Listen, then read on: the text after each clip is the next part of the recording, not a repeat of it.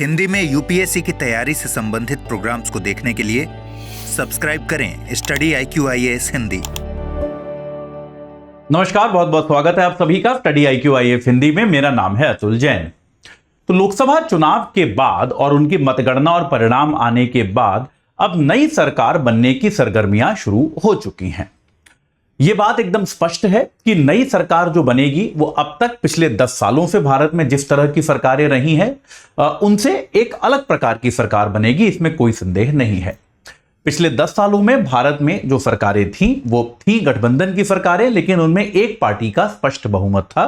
तो नीतिगत तौर पे एक ज्यादा स्पष्टता और हम कह सकते हैं कि एक ज्यादा जो पार्टी का सोचने का तरीका है वो ज्यादा स्पष्ट तरीके से निकल के सामने आता था। लेकिन अब क्या होने वाला है, क्योंकि भारतीय जनता पार्टी के पास या किसी भी दल के पास अपना खुद का एक बहुमत नहीं है, तो जो भी नीतिगत निर्णय अब होंगे वो सर्वसम्मति से, या हम ये कह सकते हैं कम से कम कि कई सारे दलों की सहमति के साथ ही लिए जाएंगे। अब भारतीय जनता पार्टी के पास वो लग्जरी, वो सुविधा नहीं होगी कि वो अपनी इच्छा से अपने गठबंधन के सहयोगियों की इच्छा को इग्नोर करके निर्णय ले पाए। ये सुविधा अब बीजेपी के पास नहीं होने वाली है। अब सरकार जो है वो वैसे ही काम करेगी, या कम से कम अपने गठबंधन सहयोगियों को विश्वास में लेके काम करेगी। जैसे मैं आपको एक एग्जांपल दे सकता हूं, जब 3 फार्म लॉज लाए गए थे, 3 कृषि कानून लाए गए थे, आप में से सभी को याद होगा, हम सबने बहुत महीनों तक उनको लेकर जो विवाद हुआ, धरना प्रदर्शन हुआ, काफी हिंसा भी हुई, उसको हम सबने देखा।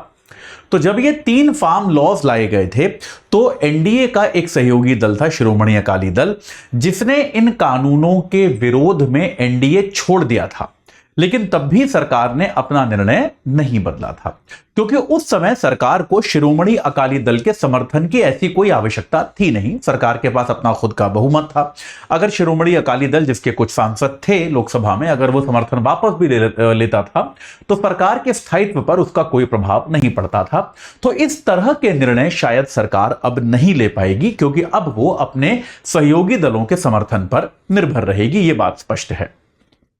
तो आज मैं आपको कुछ ऐसे इंपॉर्टेंट कानूनों के बारे में बताऊंगा जो चर्चा में हैं। मतलब ऐसे कानून जो नरेंद्र मोदी का जो दूसरी सरकार थी 2019 से 24 तक, मोदी 2.0 जिसको हम कहते हैं, उसमें इन कानूनों पर चर्चा प्रारंभ हुई, बिल बने, बिल पेश किए गए, बिलों पर चर्चा चल रही है। और उम्मीद ये थी कि अगर बीजेपी को स्पष्ट बहुमत मिलता तो शायद मोदी 3.0 में ये सारे बिल बिना किसी समस्या के पारित हो जाते और लागू भी कर दिए जाते। लेकिन चूंकि मोदी 3.0 जो है अब वो मोदी 2.0 से काफी अलग होने वाली है, तो इन सभी बिलों पर अब शायद कुछ ना कुछ पुनर्विचार या कुछ ना कुछ परिवर्तन होने की संभावना है। ऐसे कुछ इंपॉर्टेंट बिल्स के बारे में मैं आपको आज बताऊंगा अगले केवल 5 मिनट में।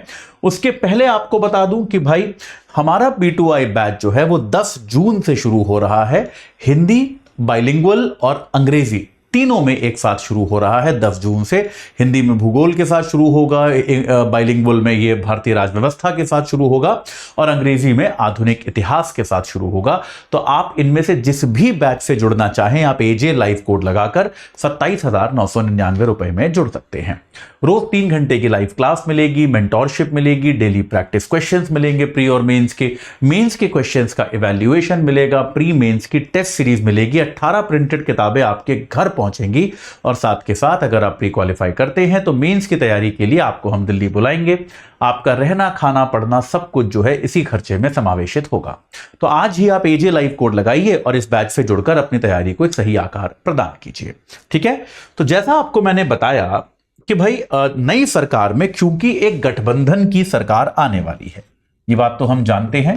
और गठबंधन की सरकार में क्या होता है कि अक्सर आपको अपने गठबंधन के सहयोगियों से सहमति लेनी पड़ती है, आपको सहयोगियों की सहमति की आवश्यकता पड़ती है।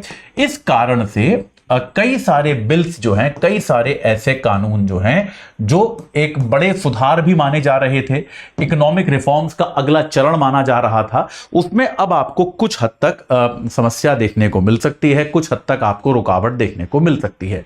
जैसे इनमें से एक बड़ा बिल जो था वो माना जाता था बीमा संशोधन बिल,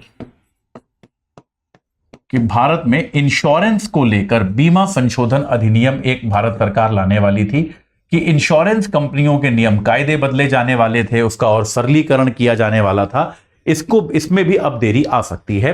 दिवालियापन जो भारत का आईबीसी है, इंसॉल्वेंसी एंड बैंक्रप्सी कोड है, उसका जो संशोधन अधिनियम है जिसके तहत कंपनियों के लिए अपना दिवालियापन घोषित करना और सरल किया जाने वाला था, उसमें भी अब कुछ हद तक देरी आ सकती है।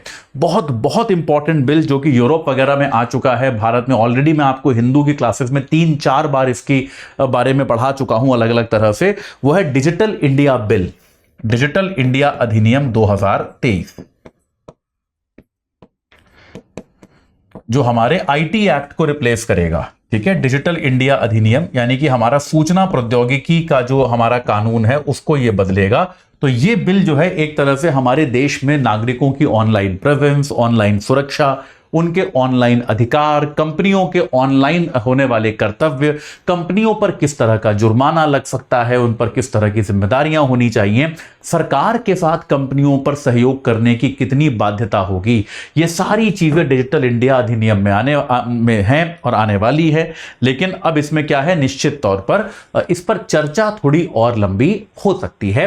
मैं ये नहीं कह रहा हूं, फिर से याद रखिए, मैं बिल्कुल भी ये नहीं कह रहा हूं कि ये बिल अब आएंगे नहीं या पास नहीं होंगे, लेकिन जितनी तीव्रता के साथ हम सबको उम्मीद थी कि शायद नई सरकार बनते ही 6 महीने के अंदर ये सारे बिल पास हो जाएंगे, अब उसमें आप देरी की अपेक्षा कर सकते हैं, क्योंकि अब इसमें मैं आपको बताऊंगा कारण क्या है।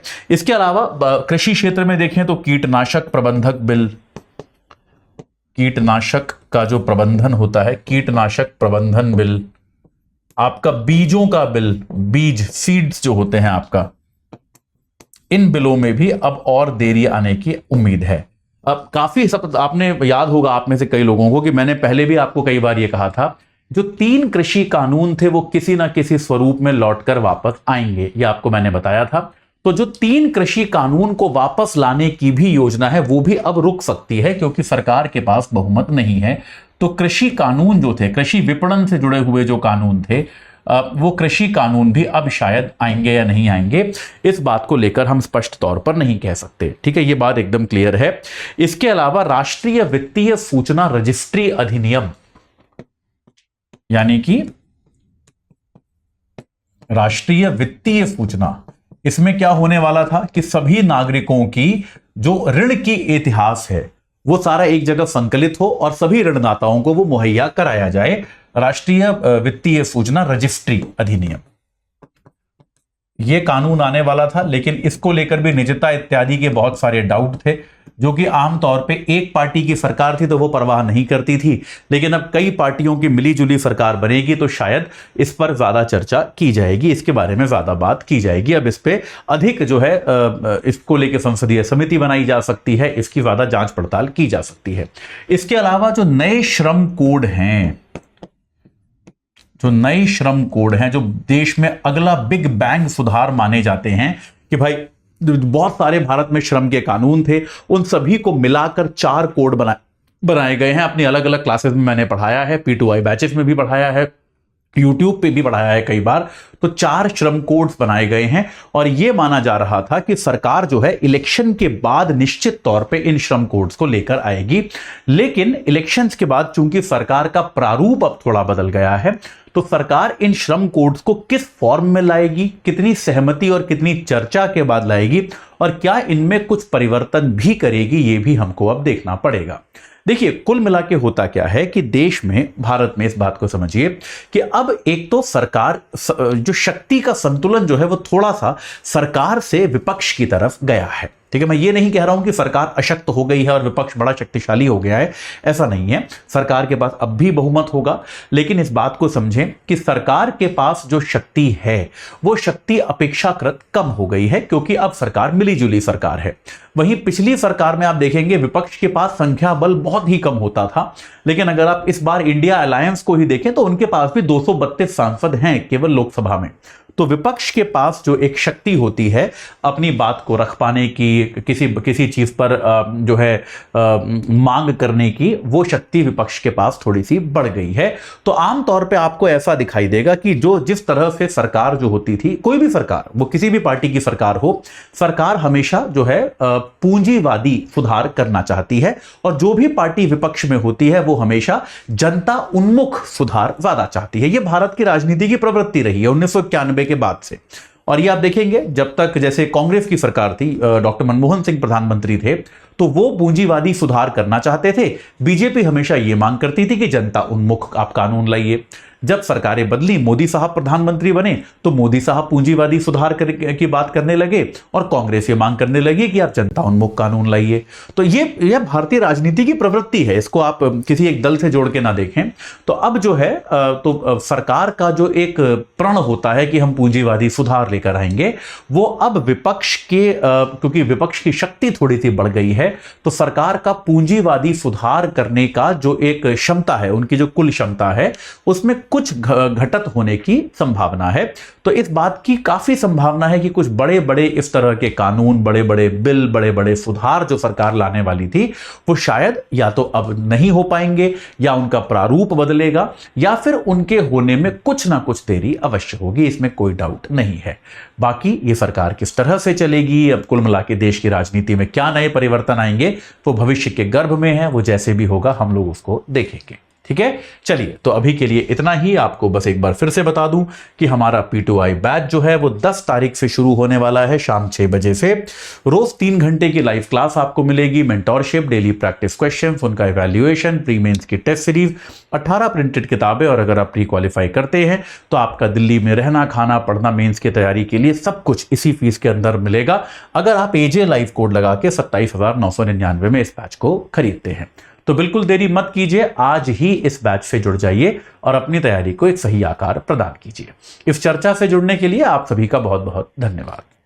हिंदी में UPSC की तैयारी से संबंधित प्रोग्राम्स को देखने के लिए सब्सक्राइब करें स्टडी IQ IAS हिंदी।